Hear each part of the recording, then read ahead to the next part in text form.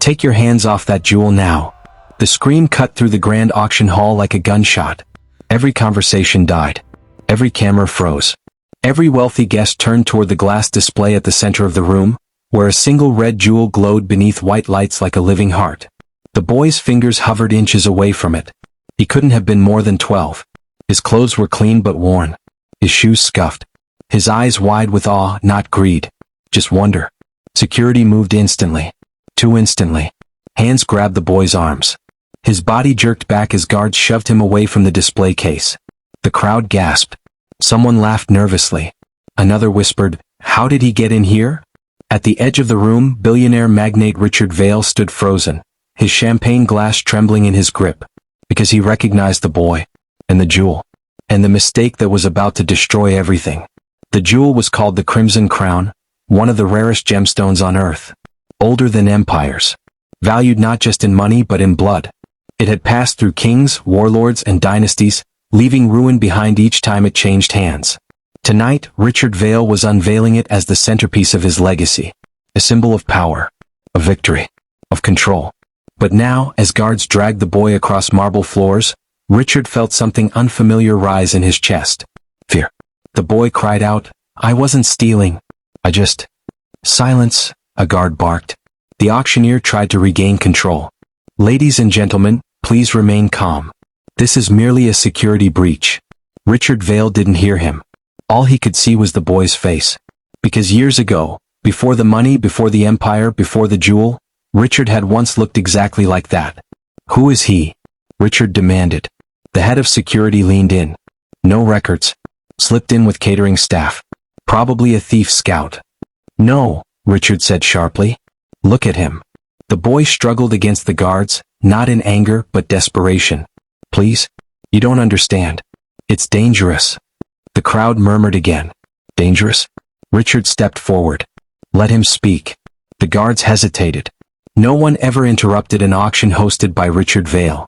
But his voice carried weight. Authority. Threat. They released the boy. The boy fell to his knees, breathing hard. "What's your name?" Richard asked. "Eli," the boy said quietly. "Why did you touch the jewel?"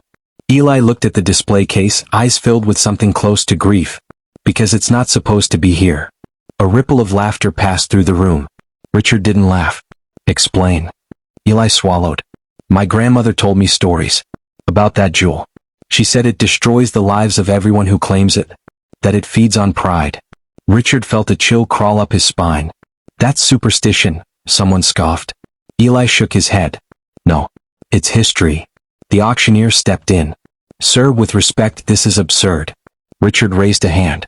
"How do you know about the Crimson Crown?" Richard asked. Eli hesitated, then said the words that shattered the room.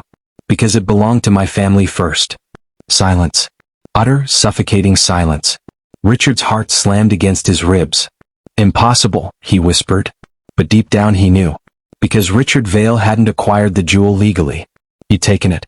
From a family erased from records. From a village burned. From a truth buried under contracts and blood. And now one of them stood in front of him. Alive. Security demanded the boy be removed. The crowd demanded answers. Richard demanded privacy. The auction was shut down. In a private chamber, Eli sat across from Richard Vail, a single table between them.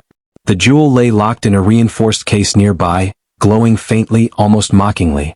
"Tell me everything," Richard said. Eli did. About his grandmother. About the night armed men came. About fires. Screams. Silence. About growing up with nothing but stories and warnings. "She said the man who took it would lose everything," Eli said. "Not immediately. Slowly." Richard laughed bitterly. "I've gained everything." Eli looked at him with calm, terrifying certainty. "Not yet." That was when alarms began to scream. The lights flickered. Security radios crackled with panic.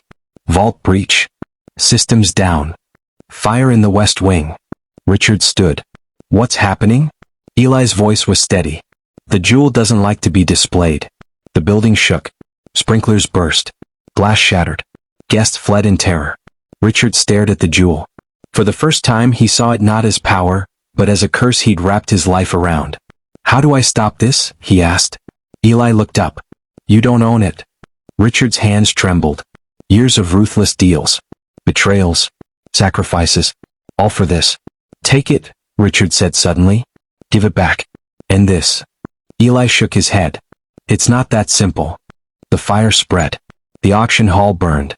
Richard Vale's empire collapsed in real time. Stock prices plummeting, news alerts screaming his name. In the chaos, Richard made a choice. He opened the case. The jewel pulsed. Don't, Eli warned. Richard lifted it anyway. Pain exploded through him. Visions. Screams. Every lie he'd told. Every life he'd crushed. He dropped to his knees. Eli rushed forward, grabbing the jewel with a cloth, dragging it away. The shaking stopped. The fires died. Silence returned. Richard lay on the floor, broken, not dead but changed. Days later, the world watched as Richard Vale resigned. His fortune liquidated. His assets returned to those he'd wronged. The crimson crown vanished from public sight. Eli returned to a quiet life. Years later, when asked about that night, he said only this. Some mistakes don't cost money. They cost everything.